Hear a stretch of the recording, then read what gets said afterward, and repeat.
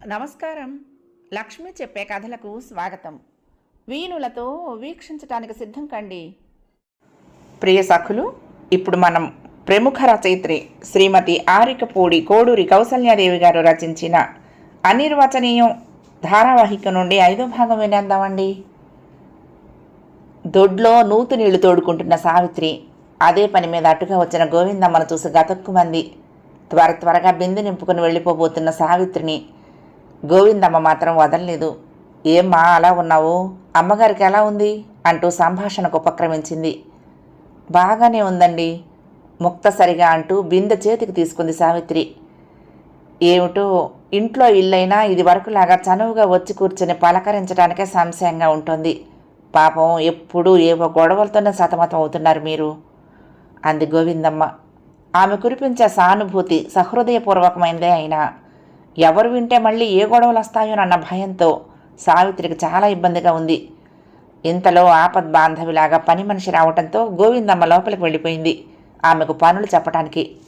బ్రతుకు జీవుడా అని సావిత్రి ఇంట్లోకి వచ్చింది. పాపం చాలా అభిమానం గల పిల్ల, గుట్టుగా బ్రతుకుతుందే కానీ నోరు విప్పి ఒక్క మాట ఎవరికీ చెప్పుకోదు అంది గోవిందమ్మ తనలో తాను అనుకుంటున్నట్టుగా.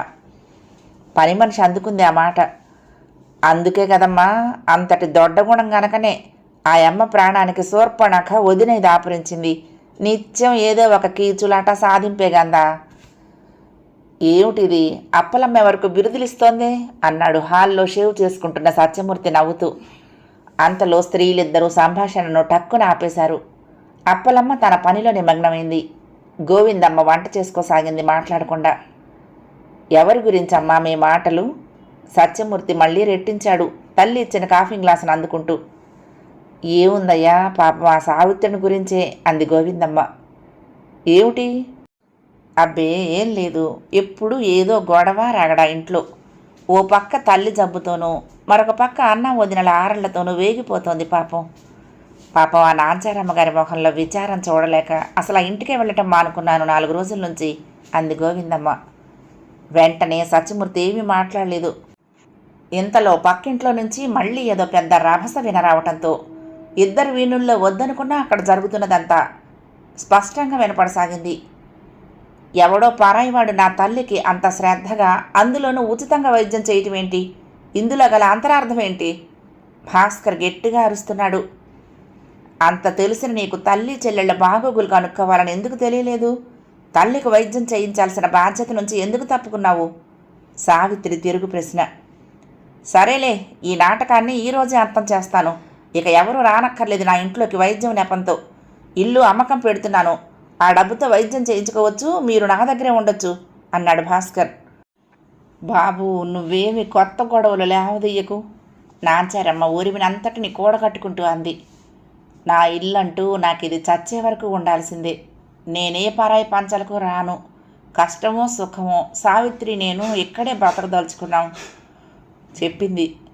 ఇక ఈ ఆటలేమి సాగవు, ఇల్లు అమ్మకం జరిగి తీరుతుంది పెంకెగా అరిచాడు భాస్కర్. నువ్వు ఊరుకో అమ్మా. సావిత్రి మెల్లని స్వరంతో తల్లిని సమాధానపరచ ప్రయత్నించడం వినిపించింది. కానున్నది కాకమానదు, మన అదృష్టం ఎలాగుందో ఊరుకో అమ్మా. అంతా వింటున్న గోవిందమ్మ స్వాగతంలాగా తన అభిప్రాయాన్ని పైకే వెలిబుచ్చింది. ఏమిటిది 4 రోజుల నుంచి వీళ్ళింట్లో గొడవలు మరీ ఎక్కువైపోయాయి అంది. అందుకు కారణం ఉందిలే అమ్మా అన్నాడు సత్యమూర్తి ఆలోచనపూర్వకంగా. ఏమిటిది? వాచి చూసుకున్నాడు సత్యమూర్తి. ఇప్పుడు కాదులే అమ్మా, హాస్పిటల్కి టైం అయిపోయింది, సాయంత్రం వచ్చి తీరిగ్గా మాట్లాడతాను అంటూనే వెళ్ళిపోయాడు. ఆ రాత్రి భోజనం చేస్తూ సత్యమూర్తి సావిత్రి గాజులు అమ్మబోతే బజార్లో జరిగిన ఉదంతమంతా వివరంగా చెప్పాడు తల్లితో. అయ్యో పాపం సావిత్రి ఉత్తమురాలు అంది గోవిందమ్మ సావిత్రి మీద ఇనుమడించిన సానుభూతి గౌరవాలతో. అమ్మా భోజనం ముగించి వెళ్ళిపోబోతూ మళ్ళీ వెనక్కి వచ్చి సంభాషణ ప్రారంభించాడు సత్యమూర్తి. సావిత్రి మీద నీకు మంచి అభిప్రాయమే కదూ అన్నాడు. కాకపోతే ఇంకేమిటి మరి? ఆవిడ ఆశ్చర్యంగా కుమారుడి వైపు చూసింది. అటువంటి పిల్లను ఈ రోజుల్లో సాధారణంగా చూడం అంది.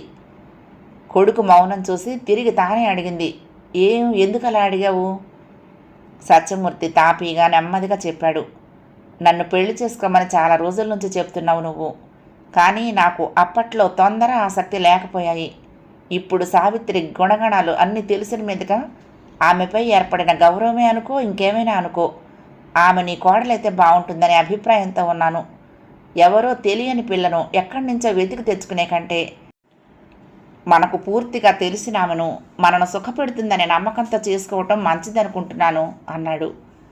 నిజమే బాబు, నిండుగా నవ్వుతూ అంది గోవిందమ్మ మనస్ఫూర్తిగా.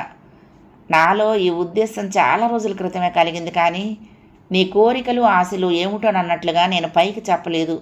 లక్షణమైన పిల్ల, గుణవంతురాలు కావాలి కానీ మనకు మరొక ఆశ ఉండకూడదు అంది. ఏదో అంటావు కానీ నా ఆంతర్యం నీకు తెలియదేమిటమ్మా? నవ్వేస్తూ వెళ్ళిపోయాడు అక్కడి నుండి సత్యమూర్తి. అయితే రేపే నాంచారమ్మ గారితో మాట్లాడతాను. ఉద్దేశం నీలో ఉన్నా నా పెద్దరికం నిలబెట్టినందుకు చాలా సంతోషం బాబు. వెళ్ళిపోతున్న సత్యమూర్తి ఆ మాటలు విననట్లే నటించాడు. మర్నాడు జయంతి భాస్కర్లు సినిమాకు వెళ్ళిపోయి ఇల్లు ప్రశాంతంగా ఉన్న తరుణంలో గోవిందమ్మ పూలు పండ్లు తీసుకుని నాంచారమ్మ ఇంట్లో ప్రవేశించింది. రండమ్మా రండి, అసలు ఇటు రావటమే మానేశారేమిటి? సాదరంగా ఆహ్వానిస్తూ పక్క మీద లేచి కూర్చుంది నాంచారమ్మ. మామూలు మాటలు, కుశల ప్రశ్నలు అయిన తర్వాత గోవిందమ్మ మెల్లిగా తన అభిప్రాయం వెలుగుచ్చింది. నాంచారమ్మ, సావిత్రి ఎవరికి వారే ఖిన్నులై ముఖముఖాలు చూసుకున్నారు. వారి మౌనానికి మనస్సులో తన ఊహకు అందిన వ్యాఖ్యానం కావించుకున్న గోవిందమ్మ అంది. ఒకవేళ మీకు ఇష్టం లేకున్నా, లేక ఇదివరకే మరొక సంబంధం నిశ్చయమే ఉన్నా మరి ఏమీ మొహమాటం అక్కర్లేదు వదిన గారు. ఊరికే మా అభిప్రాయం చెప్పానంతే. ఏది ఏమైనా మన మధ్య మంచితనాలు స్నేహాలు ఎప్పట్లాగే ఉంటాయి. ఆమె మంచితనానికి మనసులో అబ్బురు పడిపోతూ పైకి అంది నాంచారమ్మ. అది కాదండి, మాకు అంగీకారమే, కానీ మీకు సరే మధ్యలోనే అడ్డుపడింది గోవిందమ్మ. సావిత్రికి కూడా మనసారా అంగీకారం అయితేనే. అందుకే సావిత్రి సమక్షంలోనే నేను ఈ ప్రస్తావన తీసుకొచ్చింది. సావిత్రి వదనంలో అందమైన సిగ్గు క్షణకాలం ఆవరించి వెంటనే అంతర్ధానమైంది. చెప్పమ్మా సావిత్రి, సిగ్గెందుకు, స్పష్టంగా చెప్పు. గోవిందమ్మ రెట్టించింది. నాంచారమ్మ కూడా చెప్పమన్నట్లే చూసింది కూతురి వంక. ఇక తప్పదన్నట్లుగా సావిత్రి అటూ ఇటూ చూస్తూ మరి అన్నయ్య అంటూ అస్పష్టంగా గొణిగింది. విర్రిదానా హితబోధ చేస్తున్నట్టుగా ప్రారంభించింది గోవిందమ్మ. నేనేదో విడ్డూరంగా మాట్లాడుతున్నాను అనుకోవద్దు సావిత్రి. అన్నగా బాధ్యత అతడు నిలుపుకున్న నాడే చెల్లిగా నువ్వు అతన్ని గౌరవించి పెద్దరికం నిలబెట్టగలవు. కానీ పరాయి వాడి కంటే హీనంగా అన్యాయం చేస్తూ అపనిందలు వేసి సాధించి కసిడి కోత పెట్టే కసాయివాడు సోదరుడని ఎలాగనుకుంటాము? నీ బాగుని నీ బాధ్యతను నువ్వే చూసుకోవలసిన స్థితిలో ఉన్నావు అంది. అవును సావిత్రి, నా కడుపును పుట్టినవాడే అయినా భాస్కర్ ఒకంత కూడా నీ జ్యేష్ఠుడిలా ప్రవర్తించడం లేదు. తండ్రి కంటే మిన్నగా కడుపును పెట్టుకుని కాపాడవలసిన వాడు అన్న. కానీ అతడికి ఆ మీమాంస వివక్షత వివేకాలు శూన్యమైపోయాయి. మనని దాసీలను చేసి మన రక్తమాంసాలను కూడా హరించి భార్యను ఒక రాణిగా కూర్చోబెట్టి రాజసేవలు చేయించాలనే మైకంలో పడి ఉన్నాడా మూర్ఖుడు. నీ బాగోగులు నువ్వే నిర్ణయించుకుని నీ జీవికకై నీవే శ్రమపడి ఆర్జించుకోవలసిన దయనీయ స్థితిలో ఉన్నావమ్మా ఈనాడు. కంఠం గాద్గదికం కాగా కొంతసేపు ఆగింది నాంచారమ్మ. మళ్ళీ కొంతసేపటికి ఆవేశాన్ని అణచుకుని తాను చెప్పదలిచింది పూర్తి చేసింది. సత్యమూర్తి గారిని ఎన్నాళ్లుగా చూస్తున్నాను. విద్యావంతుడు, సత్పురుషుడు, సౌందర్యంలో కూడా మిన్న. కేవలం అదృష్ట దేవత నిన్ను కరుణించి ఈ తల్లి కుమారులలో అటువంటి అభిప్రాయాన్ని కలిగించింది. ఇంతటి సహృదయురాలికి కోడలివి కావటం నీ పూర్వజన్మ సుకృతం. అయ్యో, అంత పెద్ద మాటలు వదిన గారు. గోవిందమ్మ వినయపూర్వక అభ్యర్థన. కానీ చెప్పలేక చెప్పింది నాంచారమ్మ. మీకు పిల్లను ఏదో దాని శరీరంపై ఉన్న 5-6 కాసుల బంగారాన్ని మినహా మరేమి ఇవ్వలేని నిర్భాగ్యురాల్ని అంది. మాకవేం వద్దమ్మా నొచ్చుకుంటూ అంది గోవిందమ్మ. మాకు ఆ ఆశ ఉంటే 2 ఏళ్ల క్రితమే మా బాబు పెళ్ళైపోయి ఉండేది. కృతజ్ఞతతో చూడటం తప్ప నాంచారమ్మ మరి మాట్లాడలేకపోయింది ఆనందాతిరేకంతో.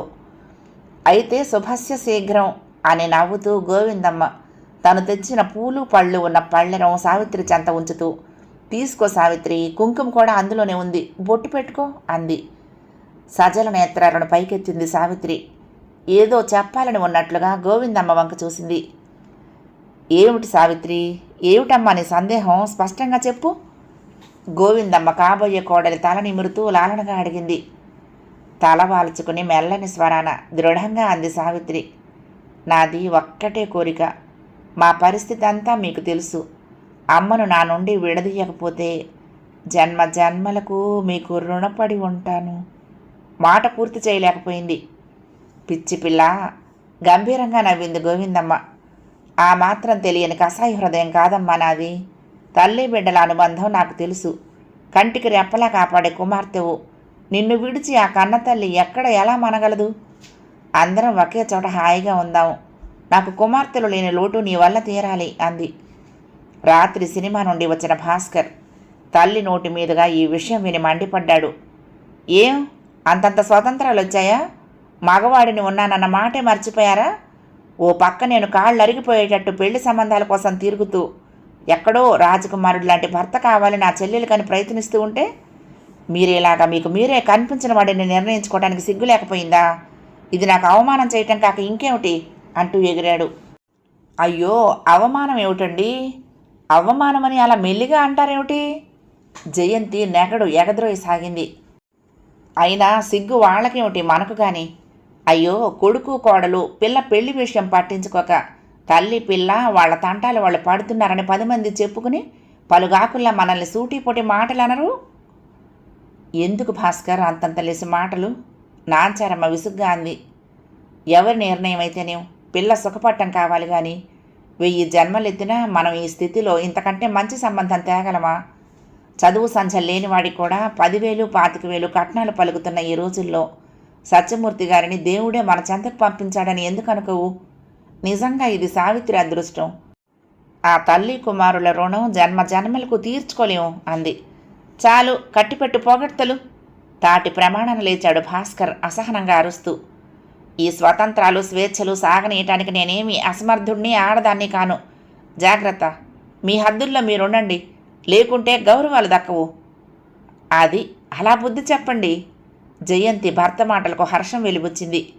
పోయి ఆ తల్లి కొడుకులకు కూడా చెప్పిరండి ఇటువంటి వెకిలి వేషాలు వేయొద్దని. వెధవ ఆడపెత్తనాలు. పెళ్లి కాని వాడికి ఇల్లు అద్దెకిచ్చిన్నాడే అనుమానించాను నేను అంది. భార్య మాటలు వింటూనే ఉసిగొన్న కుక్కలాగా పరిగెత్తాడు భాస్కర్ బయటకు. నాంచారమ్మ నిశ్చేష్టురాలై చూసింది. ఏమీ తోచక. వాళ్లకు కోపం వస్తుందేమో, దైవాలలా వాళ్లే చేసుకుంటామని వచ్చినా ఈ దౌర్భాగ్యుడు బుద్ధిపూర్వకంగా చెడగొడుతున్నాడే అంటూ నిస్సహాయంగా వాపోయింది. సావిత్రి మౌనంగా కళ్ళొత్తుకుంది. ఆడపెత్తనాలు చేస్తే ఇలాగే ఉంటుంది మరి పర్యవసానం. జయంతి అత్త ఆడబొడుచుల్ని సాధించడం మొదలుపెట్టింది. చిచ్చి, సహనం పూర్తిగా కోల్పోయిన నాంచారమ్మ రెచ్చిపోయింది. గురివింద గింజ తన నలుపు ఎరగదుట. మగడిని చేతిలో కోతిలా చేసి ఆడిస్తున్న నీకు మరొకరిని ఆడపెత్తనం అంటూ అవహేళన చేసే హక్కుందా అని. దేనికి నేను ఇంతగా ఎన్నడూ బాధపడలేదు. ఈనాడు అమాయకురాలైన ఆడబిడ్డ విషయంలో జరుగుతున్న ఈ అన్యాయాన్ని మాత్రం భరించలేకుండా ఉన్నాను. ఈ పాపం మీరు అనుభవిస్తారు, త్వరలోనే అనుభవిస్తారు అంది. ఆ తాటక చప్పుళ్లకు కుందేళ్లు బెదరవు. నిర్లక్ష్యంగా జయంతి మాటలు. అమ్మా, నువ్వు ఊరుకో. సావిత్రి తల్లిని సమాధానపరచ చూసింది. ఇంతలో బయట భాస్కర్ కంఠస్వరం తారాస్థాయిలో వినవస్తూ ఉండటం విని సావిత్రి బయటకు పరిగెత్తింది. తన అనారోగ్యాన్ని మరిచిన నాంచారమ్మ కూడా ఒడివడిగా పరిగెత్తింది అవతలకి. ఇల్లు తక్షణం ఖాళీ చెయ్యి అంటూ నానా దుర్భాషలతో అరుస్తున్న భాస్కర్ను నిర్లక్ష్యంగా చూస్తూ మౌనంగా కూర్చున్నాడు సత్యమూర్తి. గోవిందమ్మ ఆందోళనగా చూడసాగింది. ఏం పెళ్ళి అంటూ భ్రమ పెట్టి అమాయకులైన ఆడాళ్లను వల్ల వేసుకుందామనుకున్నావా? ఈ కారణంగా ఇంటద్దె ఎగవేయొచ్చు, నీ అవసరము తీరుతుందని అనుకున్నావా?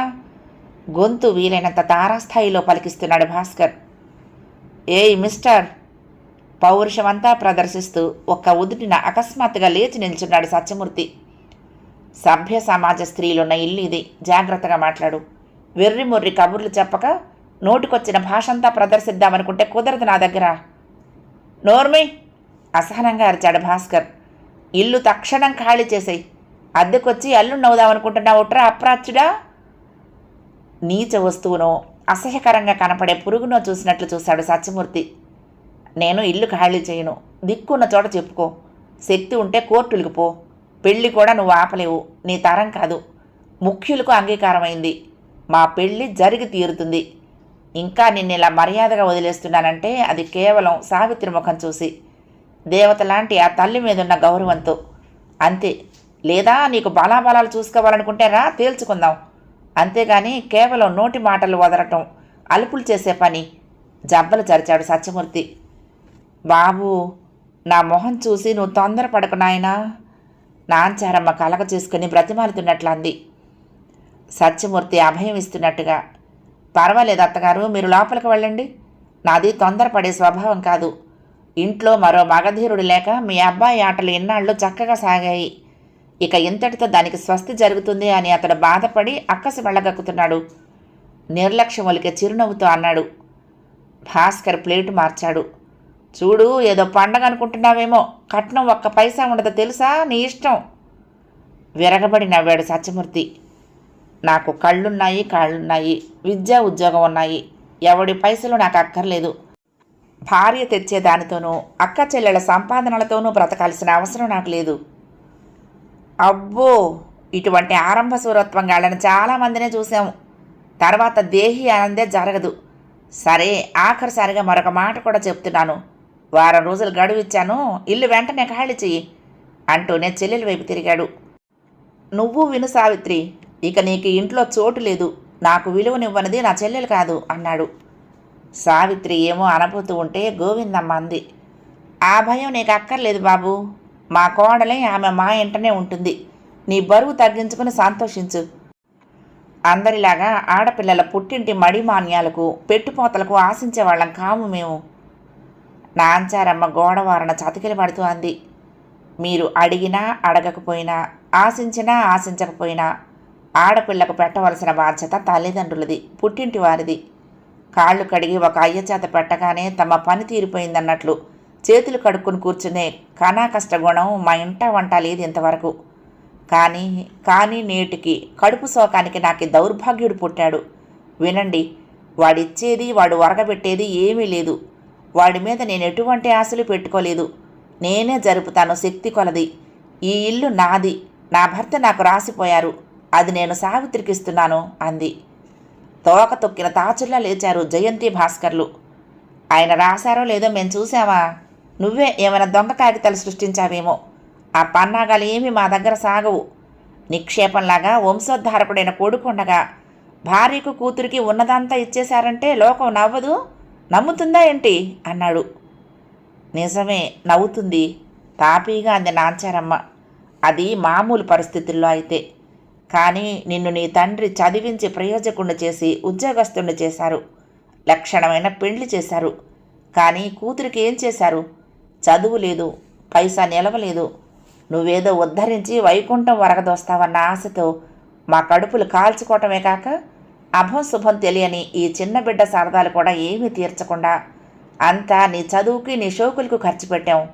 కానీ నువ్వింత గర్భశత్రువువి ద్రోహివి అవుతావని అనుకోలేదు. అందుకే ఆయన ముందు చూపుతో ఈ పెళ్లి కాని ఆడబిడ్డ కోసం ఉన్నది కాస్త జాగ్రత్త చేసిపోయాడు. కానీ తెలివి తక్కువతో అది కూడా నిలపలేకపోయాను. ప్రావిడెంట్ ఫండు, ఇన్సూరెన్సు మోసం చేసి రాయించకపోయావు. ఇక మిగిలింది ఈ ఇల్లు. అది మిగలదు, కంగుమంది ఖరారుగా జయంతి గొంతు. ఇక ఈ సంబంధాలు ఇంతే. మాట వచ్చాక మాట పెరుగుతుంది. అంతగా కోరు చేసుకుంటున్న మహానుభావుడు, కట్నం అవసరం లేని ఆదర్శ పురుషుడు, ఆయనకి ఇల్లు మాత్రం దేనికి? పెళ్లి నిర్ణయించుకున్నంత స్వతంత్రం అన్నింటిలోనూ ఉంటేనే ప్రతాపం మరి అంది. అవును, అంతేగా. భాస్కర్ అంతపాట. చావబోతున్న వాళ్ల చేత బలవంతంగా రాయించుకున్నంత మాత్రాన చెల్లదు. ఎవళ్ళకి ఇందులో చిల్లిగవరాదు, రానియను. ఈ ఇల్లు నాది. తేల్చుకో అమ్మా, నీకెవరు కావాలో, నేనా సావిత్రా? నాంచారమ్మ కుమిలి కుమిలి ఏడ్చింది. దౌర్భాగ్యుడా, నీకు ఉత్సవం నీచం తెలియకుండా ఉంది. మనిషి బ్రతకటానికి డబ్బు, తలదాచుకోవటానికి ఒక నీడ అవసరమే కానీ అందుకు ఇంతింత అన్యాయాలు అక్రమాలు అవసరం లేదురా. మనిషి పుట్టాక కాస్త పుణ్యం, పాపం, భయము ఉండాలి. నోర్మి! నిర్ఘాంతపోయింది నాంచారమ్మ. చిచ్చి, ఆఖరకు కన్న తల్లిని నీచంగా మాట్లాడుతున్నావు. పురుగును విదిలించినట్లు విదిలిస్తున్నావు. ఈ కండకావరానికి తగ్గ ఫలితం అనుభవిస్తావు భాస్కర్. నీవెంత అన్యాయంగా ప్రవర్తిస్తున్నా, ఎలా మాట్లాడుతున్నా కన్న బిడ్డవనే కనికరంతో నేనెంతకాలం ఏమీ మాట్లాడలేదు. కానీ ఇవాళ నా కడుపు దహించుకుపోతోంది. తల్లి దేవునే కానీ తల్లి శాపం పనికిరాదురా ఎవడికైనా. అనవసరంగా కన్న తల్లి కడుపులో చిచ్చు రగులుస్తున్నావు. ఈ పాపం నిన్ను ఊరికే విడువదు, నాశనమైపోతావు వగరుస్తూ అంది. అలాగా? జయంతి అవహేళన. మంత్రాలకు చింతకాయలు రాలితే ఎకనేం గాని సవిలాసంగా సిగరెట్టు పొగ వదులుతూ అన్నాడు భాస్కర్. ఇంతకు దేనికి నీ బాధంతా? ఇల్లు గొడవ పూర్తిగా వదులుకుని మీకు ధారాదత్తం చేసి నేనెక్కడో ఏడుస్తూ ఉంటే నీకు సంతోషంగా ఉండునా అన్నాడు. ఆ గోడంతా వదిలేరా దౌర్భాగ్యుడా. నువ్వేమన్నావు? నేను ముఖ్యమా సావిత్రి ముఖ్యమా తేల్చుకోమని అనలేదు? రోషంగా అంది నాంచారమ్మ. నేను అడుగుతున్నాను, చెప్పు. నీ 2 కళ్ళల్లో నీకేది ముఖ్యమో చెప్పరా, చెప్పు అంది. భాస్కర్ మాట్లాడలేదు.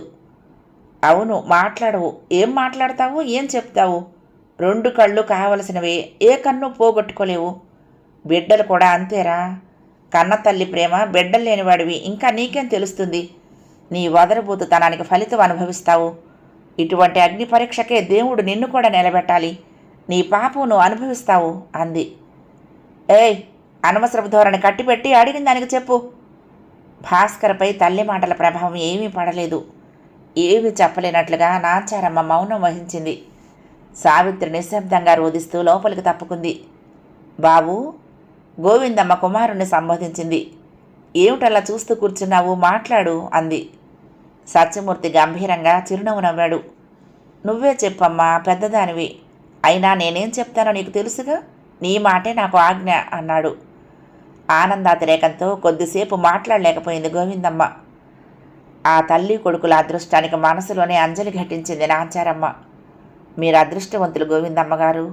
ఇంతటి వినయ విధేయతలు గల కొడుకు ఉండటం కంటే ఏం కోరుకుంటుంది ఏ తల్లి అయినా అంటూ మనసారా అభినందించింది. కొలదిసేపు నిశ్శబ్దం. గోవిందమ్మ స్పష్టంగా మెల్లగా అంది. మా సత్యమూర్తికి ఇక నేనెంతో నాంచారమ్మ గారు అంతే. ఆమెగారు కూడా మాతోనే ఉంటారు. సరే. ఎదురుగా కనిపిస్తున్న స్టూలును తన్నేస్తూ ముగింపు వాక్యాలు పలికాడు భాస్కర్ తను లేవదీసిన రగడకు. ఈ ఇంట్లో నుంచి అందరూ కూడా సాధ్యమైనంత త్వరలో పోండి అనేసి లోనికి వెళ్ళిపోతున్న అతన్ని. ఆగండి అన్న సత్యమూర్తి సరళ గంభీర స్వరం నిలవేసింది. మీ ఇంట్లో నుంచి వెళ్ళమనే హక్కు మీకుంది. అయితే అది అంత మోటుగా చెప్పనవసరం లేదు. మా నీలువెత్తు ధనం పోసినా ఒకరి ఇంట ఉండాల్సిన అగత్యం మాకు లేదు. ఈ ఇంటి నుంచి అసలు మమ్మల్ని వెళ్ళమనగల అధికారం మీకు లేదు. న్యాయబద్ధంగా ఇందులో మీకేమీ లేదు. ఈ ఇల్లు ఈ తల్లి కూతుళ్ళది. అలా కాకుండా మీకు చెందాలనుకున్నప్పటికీ ఇందులో మీకు 3వ వాటా మాత్రమే ఉంటుంది. కానీ నేను అలా హక్కుల కోసం అయిన వాళ్ళతో పోరాడేవాడిని కాను. ఆడపిల్లకు ఆస్తి ఉండటం మంచిదే, ఉండాలి కూడా. అది ఆమెకు మంచి అండగాను భవిష్యత్తులో ఆమె పిల్లలకు ఉపయోగిస్తుంది. అయినా మీ లోభత్వం చూసి సావిత్రితో సంప్రదించకుండానే ఆమె తరపున నేనే చెప్తున్నాను. మేము ఈ ఇంటిని తృణప్రాయంగా వదులుకుంటున్నామని. ఆస్తిపాస్తులు లేవనే మిషతో నచ్చిన పిల్లను వదులుకునే నీచుణ్ణి కాను. భార్య ధనాన్ని ఆశించవలసిన అవసరం అత్యాశ కూడా లేవు నాకు. దైవకృప వలన విద్యా ఉద్యోగం ఉన్నాయి. కళ్ళు కాళ్ళు దేహబలము ఉన్నాయి. నన్ను నా వారిని ఎలాగైనా పోషించుకోగలను. నా భార్య తల్లి నాకు కూడా తల్లే. ఆమె ఎక్కడ ఉండాలనే ప్రశ్నే రాదు నాకు అన్నాడు. మహా గొప్పవాడివి హేళనగా అన్నాడు భాస్కర్. కాకపోవచ్చు, కానీ తక్కువ వాణ్ణి మాత్రం కాను.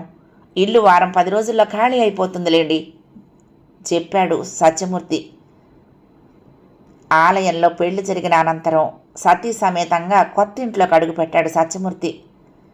మా సావిత్రి అదృష్టవంతురాలు. ఆమె పాదం మంచిదై త్వరలోనే సొంత ఇల్లు ఏర్పడి బిడ్డా పాపలతో కళకళ్ళాడాలి అంది గోవిందమ్మ కొడుకును కోడల్ని చూసి మురుస్తూ. ఘాతకుడు. తన చేతులతో కాళ్ళు కడిగి కన్యాదానం చేయవలసినవాడు కనీసం కళ్లతో పెళ్లి చూడటానికైనా రాకపోయాడు అంటూ వాపోయింది నాంచారమ్మ. పోనీలేమ్మా, దేవుడి సమక్షంలో పెళ్ళయింది. కింద నువ్వు పైన నాన్నగారు ఆశీర్వదించారు చాలు అంది సావిత్రి తన బాధను కప్పిపుచ్చుకొని తల్లిని ఓదారుస్తూ. నిన్ను వివాహం ఆడటం కేవలం నా అదృష్టంగా భావిస్తున్నాను సావిత్రి అన్నాడు సత్యమూర్తి సావిత్రితో ఏకాంతంలో.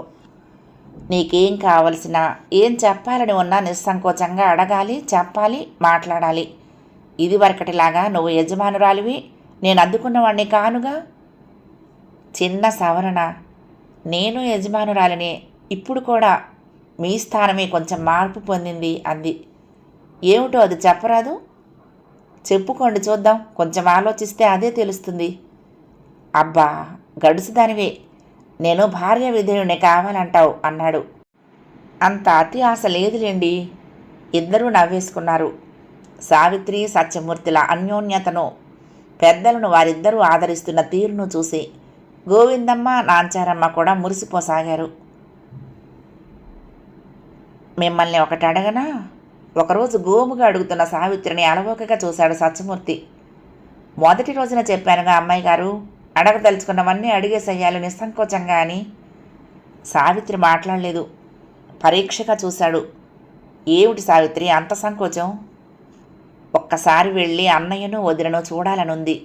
అన్నయ్య ఈ ఊరికే ట్రాన్స్ఫర్ చేయించుకొని ఇక్కడే ఉంటున్నాడట. ఏమీ మాట్లాడలేదు మొదట సత్యమూర్తి. అవును, నేను విన్నాను. ఆ ఇల్లు జాగ్రత్తగా కాపలా కాస్తున్నాడనమాట అన్నాడు నవ్వేస్తూ. మీకిష్టం లేనట్లుంది. ఏదో తొందరపడి తెలివి తక్కువగా ప్రవర్తించాడే అనుకోండి అన్నయ్య. కానీ సోదర సంబంధం అంత తేలిగ్గా వదులుకునేది కాదు కదా.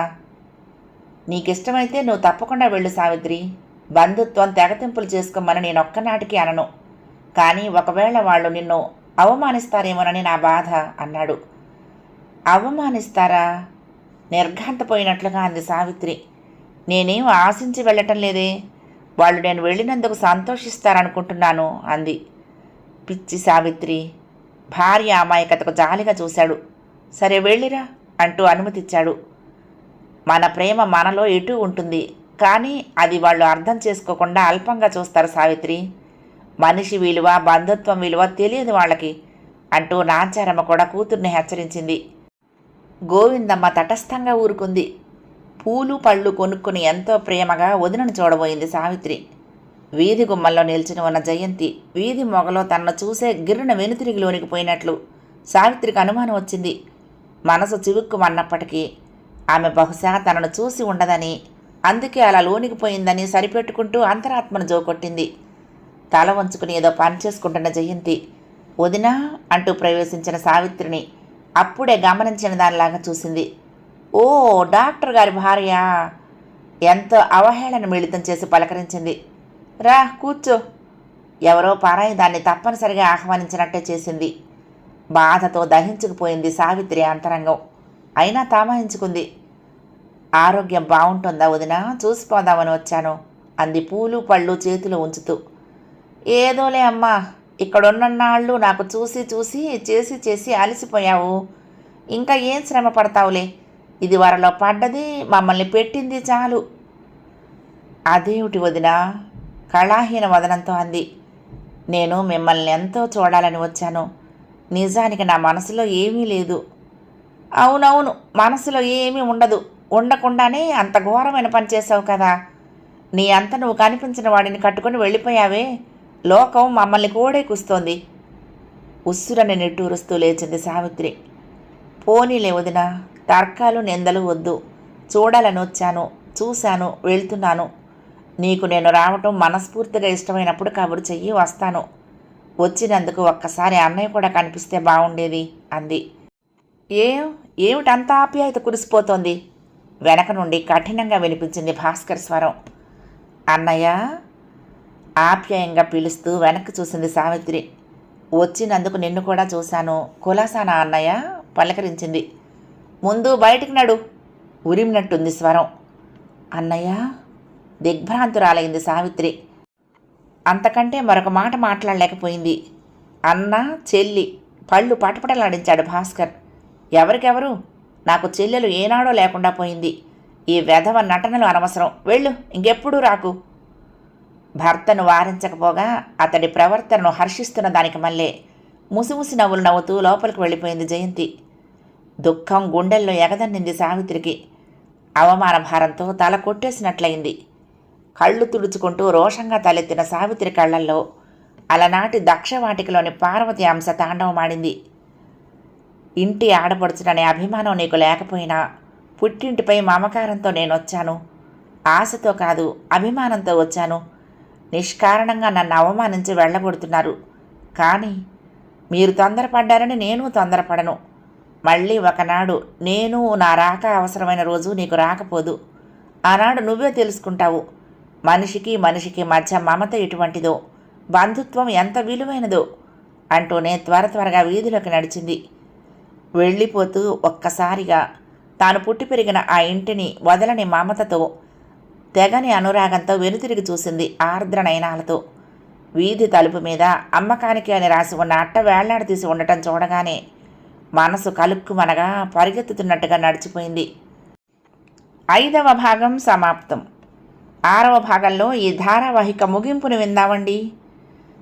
ప్రియ సఖులు, ఈ కథ మీకు నచ్చితే తప్పకుండా లైక్ చేయండి, షేర్ చేయండి, కామెంట్ చేయండి, సబ్స్క్రైబ్ చేసుకుని నన్ను ఎంకరేజ్ చేయండి. ఉంటానండి. ప్రేమతో లక్ష్మి, కృష్ణాతీరం దుర్గమ్మ సన్నిధానం. నమస్తే.